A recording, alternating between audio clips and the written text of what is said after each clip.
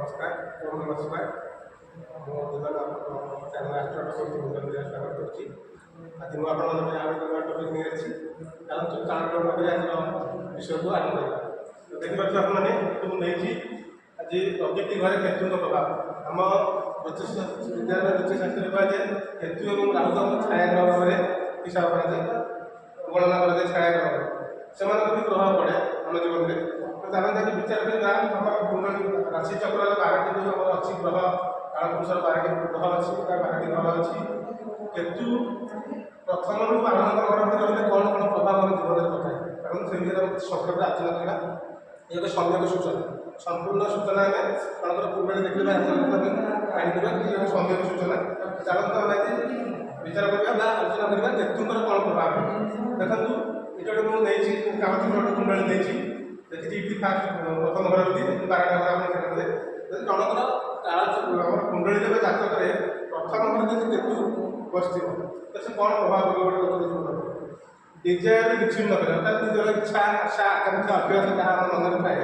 से आम विच्छिन्न कर छिन्न कर दिए दुई माँ टे भल नुहे माँ से भल पड़े ना ये थाए कौन प्रथम घर प्रभाव केतु कुंडली प्रथम घर बस फास्ट घर बस ये तार प्रभाव थाए ଏବେ ଯିବା ଦ୍ୱିତୀୟ ଘର ସେକେଣ୍ଡ ହାଉସ୍ କୁଣ୍ଡଳୀରେ ଥିବେ କେତୁ ତ ସେ କ'ଣ ପ୍ରଭାବ ପକାଇବ ପ୍ରଥମ କଥା ହେଲା ପଇସା ଲସ୍ ହୁଏ ଯେଉଁ ବ୍ୟକ୍ତି ବା ସ୍ତ୍ରୀର ଲାଗି ହେଉଛି ଯାହା ପଇସା ଇନକମ୍ କରନ୍ତି ପଇସା କେମିତି ଲସ୍ କରେ ଫ୍ୟାମିଲି ପାଇଁ ପ୍ରୋବ୍ଲେମ୍ ଦିଏ କେତୁ ଯଦି ସେକେଣ୍ଡ ହାଉସ୍ରେ ବସେ କାହିଁକିନା ସେ ଇଏ ହେଉଛି ତାର ନା ଆମର ପଇସାର ଖରାପ କୁହାଯାଏ ଫ୍ୟାମିଲି ଇସ୍ୟୁ ଦିଏ ଏବଂ ପଇସାକୁ ଲସ୍ କରାଏ ଆଉ କ'ଣ ଜଏଣ୍ଟ ଫ୍ୟାମିଲି ଭଲ ଯଦି ଆମର जॉइंट फैमिली जन रही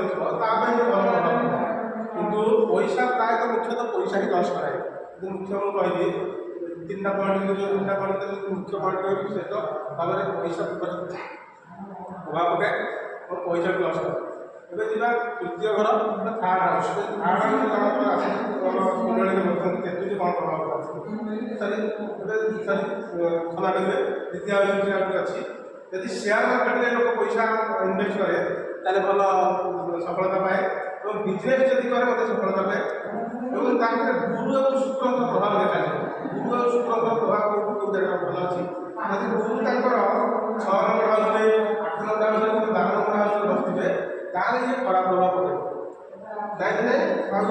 नहीं 3टा अलग अलग गुरु बसती शुक्र शक्ति तापर टे भल रिजल्ट दब भल दब ए द्वितीय घर थर्ड हाउस कौन अब जानते बुद्धंकर घर कम्युनिकेशन घर तो ये जब केतु बसते कम्युनिकेशन में भल तार कम्युनिकेशन पावर ऑटोमेटिक बढ़ी कंप्यूटर से ना कंप्यूटर क्षेत्र में ना करते मल्टीपल लांगुएज से शिखर अच्छी ये तृतीय घर जहाँ केतु बसती से विभिन्न प्रकार भाषा शिखर सामर्थ्य थाए शिखिपार आज कौन थाए ना मंगल जो मिसिकी से एयर फोर्स ना कर मंगल को स्थिति देखा केते डिग्री अच्छा कि देखिए मंगल केतु गोटे घर 3 नंबर घर अच्छा तो थार्ड बसते से एयर फोर्स ना करती कि मंगल बस तृतीय घर केतु सहित भाई बहन सहित संपर्क भल हुए ना कहना ये हूँ भाई बहन मंगल हूँ एनर्जी बड़ी झगड़ा या करे ये गला तृतीय घर प्रभाव थार्ड हाउस प्रभाव एवं चतुर्थ घर चंद्रकर घर माँ घर यदि गोटे लोक चतुर्थ घर केतु बस से गाड़ी बिजनेस करे भल है कौन थे जो माँ को खराब प्रभाव है चंद्र माँ माँ प्रभाव खराब पकाए 6 नंबर 8 नंबर 12 नंबर गुरु थे फैमिली आहुरी खराब 4 नंबर घर केतु अच्छा 6 नंबर 8 नंबर 12 नंबर घर गुरु बस फैमिली में आहुरी खराब हो जाए डिफिकल्ट नहीं आसे खराब परिस्थिति नहीं आसे ये गला कौन चतुर्थ घर प्रभाव फोर्थ हाउस प्रभाव केतु जन राशि चतुर्थ घर बसुँच देखा पंचम घर फिफ्थ हाउस यहाँ प्रेम घर लव घर रोमांस घर ये केतु बसती कौन सन्तान यदि पंचम घर केतु बसती कौन हम ना ये मेडिसिन भल मेडिसिन क्षेत्र में लोग ना करेंगे किंतु सन्तान भल ना कहीं प्रथम कहते सन्तान घर लव घर सन्तान परिस्थिति भल हुए नहीं और सन्तान हबार प्रोब्लेम हुए विलम्ब देखा दिए सन्तान हबार विलम्ब हुए पंचम केतु बसती ସନ୍ତାନ ପ୍ରାପ୍ତି ହେବାର ବିଳମ୍ବ ହୋଇଥାଏ। ଇଏ ଗଲା କ'ଣ ପଞ୍ଚମ ଘରର ପ୍ରଭାବ। ଏବେ ଯିବା ଷଷ୍ଠ ଘର ବା ସିକ୍ସ ହାଉସ୍। ଯଦି ସିକ୍ସ ହାଉସ୍ ତେବେ କେତେ କ'ଣ ପ୍ରଭାବ ଥାଏ? ସିକ୍ସ ହାଉସ୍ କହିଛି ରୋଗ ଋଣ ମୃତ୍ୟୁ ଶତ୍ରୁର ଘର। ଏଇ ଜାଗାରେ କେତୁ ବସନ୍ତି। କେତୁ ମିନ୍ସ ସବୁ ଜିନିଷକୁ ହଟେଇ ବା ସେ ସବୁ ଜିନିଷକୁ ଛାଡ଼ିଦେବେ ଜିନିଷ। ତ ଏଠି ଯଦି ଜଣଙ୍କର କେତୁ ବସନ୍ତି ଷଷ୍ଠ ଘରେ ତ ସେ ରୋଗ ଆଉ ଋଣ ଆଉ ଶତ୍ରୁ ଏ ତିନିଟା ଜିନିଷ ଅଟୋମେଟିକ୍ ମୁକ୍ତି ପାଇଯାଏ। ତାକୁ ବେଶୀ କ୍ଷତି କରିପାରନ୍ତି ଋଣ ତାର ବିଶେଷ କ୍ଷତି କରିପାରନ୍ତି। ରୋଗ ତାକୁ ହୁଏ ବଟ୍ ରୋଗ ବି ତାର ବିଶେଷ କ୍ଷତି କରିପାରନ୍ତି। ରୋଗ ଭଲ ହୋଇଯାଏ। ତ ଋଣ ବି ଯଦି ସେ କରେ ଲୋନ୍ ବି କରେ ସେ ମାନେ ଖରାପ ପରିସ୍ଥିତି ଆସେ ନାହିଁ ଆରାମସେ ଋଣକୁ ସୁଝିଦିଏ। ଇଏ ଗଲା କ'ଣ ଷଷ୍ଠ ଘର ପ୍ରଭାବ। ଆଉ କ'ଣ ଥାଏ ନା ଡକ୍ଟର ସମାନ କରେ ନା ଏଇଟା ଆମର କର୍ମର ପ୍ରୟୋଗ ପାଇଁ ନିଯୁକ୍ତି ଭାବରେ ଏଇଟାକୁ କୁହାଯାଏ। ଡକ୍ଟର ଯଦି କୁହନ୍ତି ଷଷ୍ଠ ଘରରେ କେତେ ବସିଥିବେ ତାହେଲେ ସେ ବିରୋଧ ନାଁ କରିପାରିବେ। ଇଏ ଗଲା କ'ଣ ନା ଷଷ୍ଠ ଘର ପ୍ରଭାବ। କମ୍ପ୍ୟୁଟର ପାଇଁ ଅଧିକ କମ୍ପ୍ୟୁଟର କ୍ଷେତ୍ରରେ କାମ କରନ୍ତି ତାହେଲେ ଭଲ ନାଁ କରିପାରିବେ। ଏବେ ଯିବା ସପ୍ତମ ଘର ବା ସେଭେନ୍ଥ ହାଉସ୍। ସେଭେନ୍ଥ ହାଉସ୍ କ'ଣ ନା ବିଜନେସ୍ ଘର ମ୍ୟାରେଜ୍ର ଘର। ବିଜନେସ୍ ପାଇଁ ଭଲ ହୁଏ। ସେ ସପ୍ତମ ଘରେ କାହାର କେତେ ବର୍ଷ ହୁଏ ବିଜନେସ୍ ପାଇଁ ତାର ଭଲ ହୁଏ କିନ୍ତୁ ମ୍ୟାରେଜ୍ ପାଇଁ ଭଲ ନୁହେଁ। ମ୍ୟାରେଜ୍ ସେ ହୁଏନି ମ୍ୟାରେଜ୍ ତାର କାହାର ଭାଙ୍ଗେ। ଏବଂ ଆଉ କ'ଣ ହୁଏ ଖାସ୍ କରି ଯଦି ମହିଳାଙ୍କର ଜାତକରେ ସେଭେନ୍ଥ ଘରେ କେତୁ ବସିଛନ୍ତି ନା ସପ୍ତମ ଘରେ କେତୁ ବସିଛନ୍ତି ତାର ମ୍ୟାରେଜ୍ କ୍ଷେତ୍ରରେ ବହୁତ ପ୍ରୋବ୍ଲେମ୍ ସୃଷ୍ଟି ହୁଏ। ଇଏ ଗଲା ସପ୍ତମ ଘରର ପ୍ରଭାବ। ଏବେ ଯିବା ଅଷ୍ଟମ ଘର ବା ଏଇଟ୍ ହାଉସ୍। ଏଇଟ୍ ହାଉସ୍ କ'ଣ ଆକ୍ସିଡେଣ୍ଟର ଘର। ଯଦି ଅଷ୍ଟମ ଘରେ ଆଉ ଗୋଟେ କ'ଣ ଆମର ଅକଲ୍ଟ ସାଇନ୍ସ ତନ୍ତ୍ରବିଦ୍ୟା ଆମର ଜ୍ୟୋତିଷ ବିଦ୍ୟା ଏସବୁ ଘର ଅଷ୍ଟମ ଘର। ଯଦି ଅଷ୍ଟମ ଘରେ କେତୁ ବସିଛି କ'ଣ ହେବ ଯଦି ତନ୍ତ୍ରବିଦ୍ୟା ପାଇଁ ଭଲ ସେ ତନ୍ତ୍ରବିଦ୍ୟାରେ ନାଁ କରିପାରିବ।